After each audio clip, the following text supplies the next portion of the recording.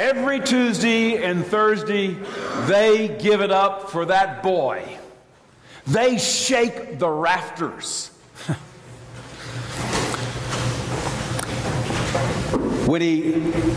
It's not because he's a celebrity. My goodness, he's only 2.5 years old.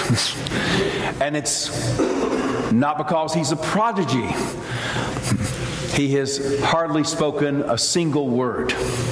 It's not because he is a promising athlete. He only walks into school with the help of a walker. But every teacher in the school steps away from lesson planning and parent conferencing and desk rearranging in order to cheer, to applaud, to smile, to give it up for that little boy. The boy never tires of their encouragement. I know, because he is my grandson. And his mother treasures every ounce of enthusiasm that's foisted his way. I know, because she's my daughter-in-law, Sarah. The teachers, for their part, do not store up their zeal as if something better will come along later in the day. No, they give it all up. They give it all up for the little 2.5-year-old boy with Down syndrome. And their heart displays what Jesus is talking about to those gathered around that grassy knoll there in Galilee. He says to them, as he says to us, do not store up your riches on earth, where moth and rust consume and where thieves can break in and steal. But store up yourselves treasures in heaven, where moth and rust cannot consume and where thieves cannot break in and steal.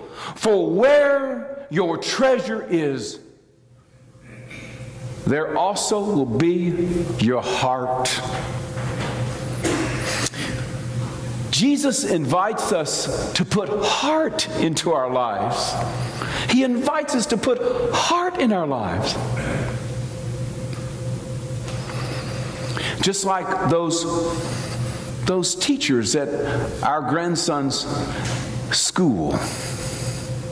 And no longer should we mete out our gifts in carefully calculated portions, but give it all up. All of it. It strikes me that you and I only have 16 hours at most a day. 16 hours at most every day to give our very best gifts and to live life to the full. That's it. Just writing that last week, as I prepared this sermon, I was reminded of T.S. Eliot's pitiable poetic hero, J. Alfred Prufrock, who laments, I've measured out my life in coffee spoons. I've measured out my life in coffee spoons. In other words, all the notable wishes I had for my life have vanished because they never made their way into my heart. And I've given nothing away of value. Indeed, Christ's call to you and me is so very different than the life that's described by Eliot of Prufrock. Christ calls you and me to a life of incredible freedom, to fall in love with God and to give it all up and to live a life of incredible meaning. Incredible meaning.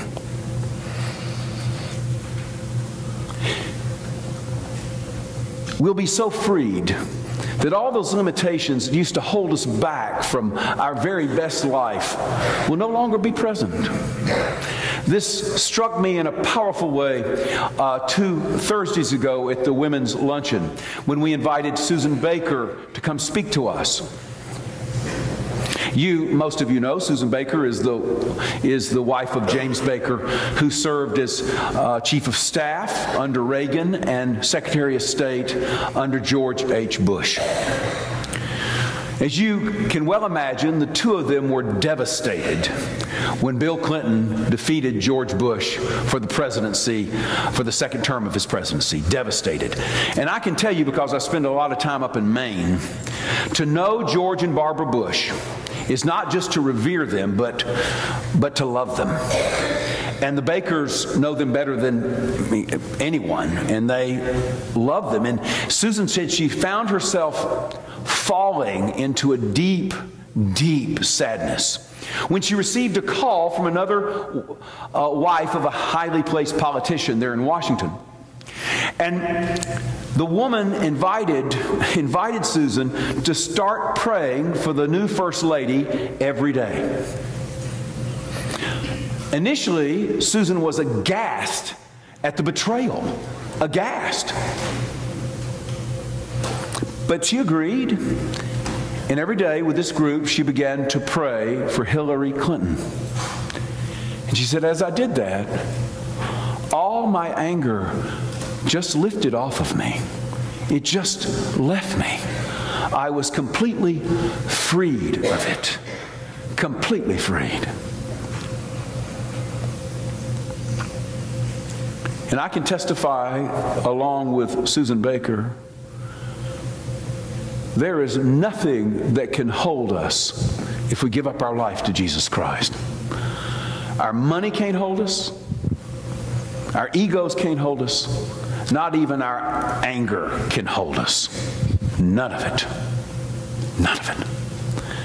But the clock is ticking. I won't lie to you about that. The clock is ticking. What did Paul write to those cosmopolitan Ephesians? Be careful how you live your life. Be careful how you live your life. Not as unwise people, but as wise. Making the most of your time, for the days are evil. Whoa.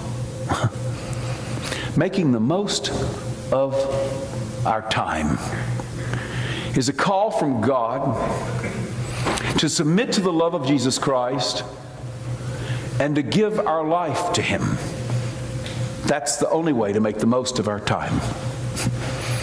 I've tried the other routes, and I can promise you they do not work. They look good at first, but they end up being dead ends. So the call to submit to that love and to give up our life to Him is pressing, and it's personal. It's just as pressing and personal as when Jesus addressed Nicodemus 20 centuries ago and said, "You must be born again." God promises to give us rebirth.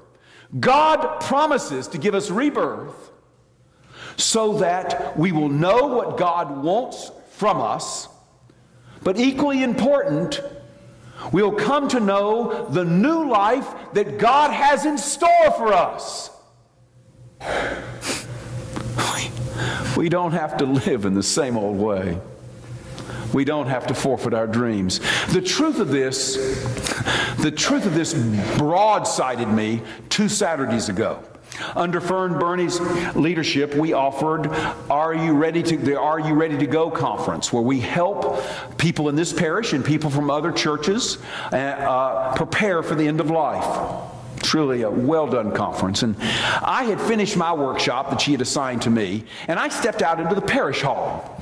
Now, I was safely away from the workshop that was going on. The workshop that was still going on was called Making a Bucket List. And as I stood over here, I thought I could be impassively, an impassive observer.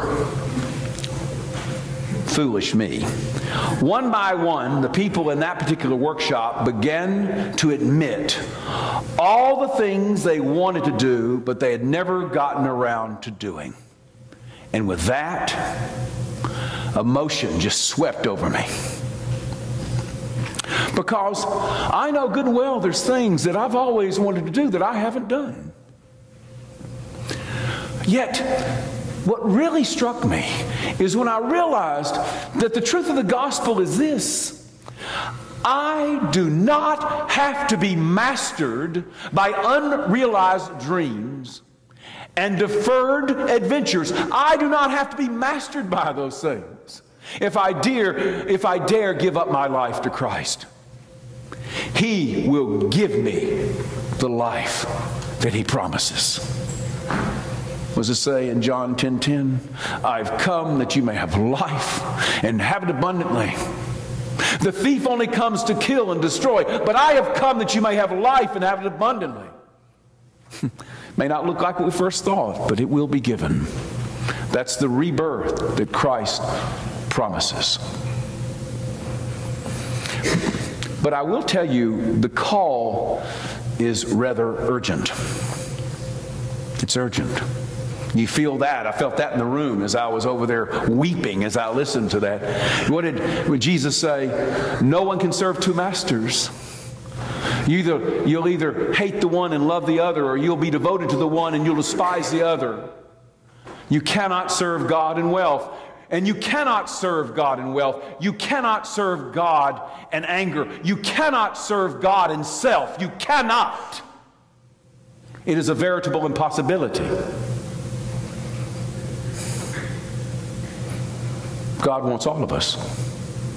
I was at a men's Bible study on Monday, and Dennis Everhart said it was a huge revelation to him that God didn't want just a little bit of him. He wanted all of him. That's a prophetic truth. It is true.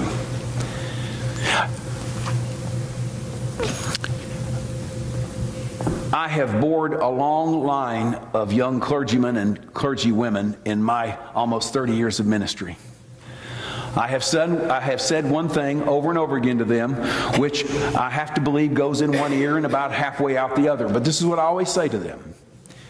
Unless you tithe, you can never expect your congregation to tithe. Unless you tithe of your wealth, your congregation will never tithe.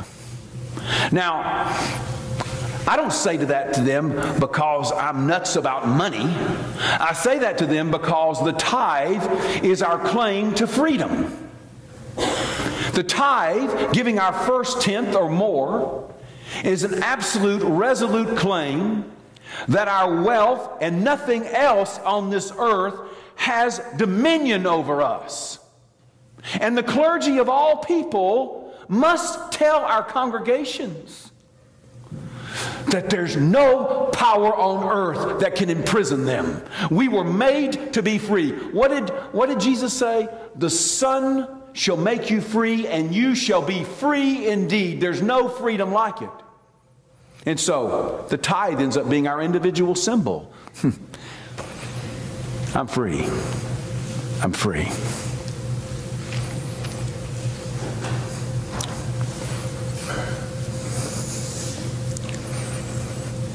The irony, the distinct irony of the Christian life is this.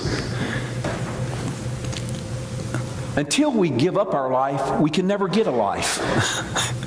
Until we give up our life, we'll never get a life. Jesus says it, what, 3 or 4 times? Only those who lose their life will find it. For me,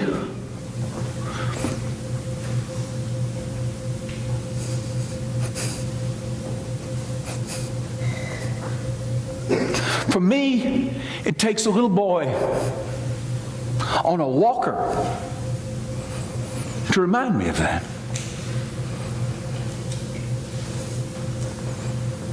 You know, maybe I haven't told you this before, but my oldest son Clay and his wife Sarah named our second grandson Grant, because it's the key word in many Episcopal prayers. Do you know that? Take today. Lord, grant us grace so to love the things you command and desire your promises, so that in the swift and varied changes of this world, our hearts may be set where true joys are to be found. Our hearts may be set where true joys are to be found.